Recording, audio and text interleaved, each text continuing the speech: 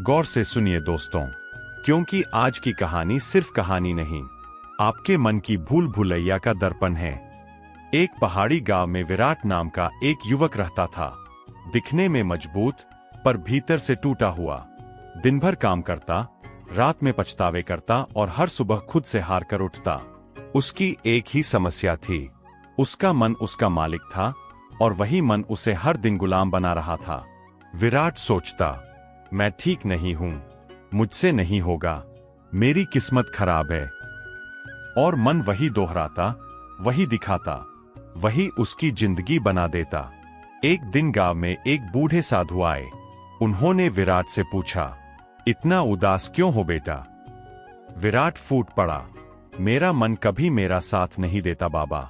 मैं कुछ शुरू करता हूं लेकिन मन मुझे बीच में ही रोक देता है। मैं जीतना चाहता हूं लेकिन मन मुझे हर बार हार का रास्ता दिखाता है।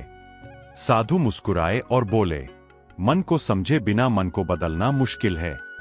उन्होंने विराट का हाथ पकड़कर पहाड़ की चोटी की ओर ले जाना शुरू किया। चढ़ाई बहुत कठिन थी। कुछ कदम चलते ही विराट बोला, बाबा बस, नहीं हो रहा, मन मना कर रहा है।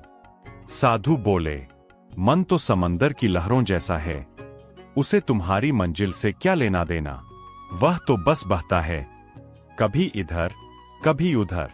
विराट ने भारी कदमों से फिर चलना शुरू किया। थोड़ी देर बाद साधु रुके और एक छोटा दर्पण निकालकर विराट के हाथ में दे दिया। उन्होंने पूछा, बोलो, इस दर्पण में क्या देखते हो? विराट बोला, अपना चेहरा।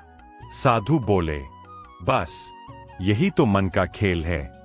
मन भी दर्पण की तरह है, जिस सोच को इसके सामने रखोगे वही तुम्हें वापस दिखाएगा। साधु ने एक पत्थर उठाया और कहा, अगर तुम इस दर्पण के सामने डर रखोगे तो तुम्हें डर दिखेगा, अगर कमजोरी रखोगे तो कमजोरी दिखेगी, लेकिन अगर इसके सामने विश्वास रखोगे तो तुम्हें वही नजर आएगा जो तुम बन सकते हो। विराट पहली बार चुप हो गया। ऐसा लगा जैसे उसके अंदर कुछ टूट रहा हो और कुछ नया बन रहा हो।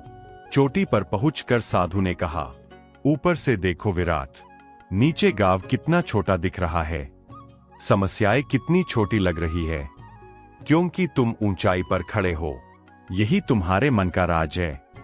जब तक तुम अपने मन के नीचे खड़े रहोगे वह तुम्हें दबाएगा, लेकिन जब तुम अपने मन के ऊपर उठ जाओगे तुम्हारी सारी समस्याएं छोटी दिखाई देंगी। विराट की आंखों में चमक आ गई। उसे लगा जैसे वह पहली बार खुद को देख रहा है।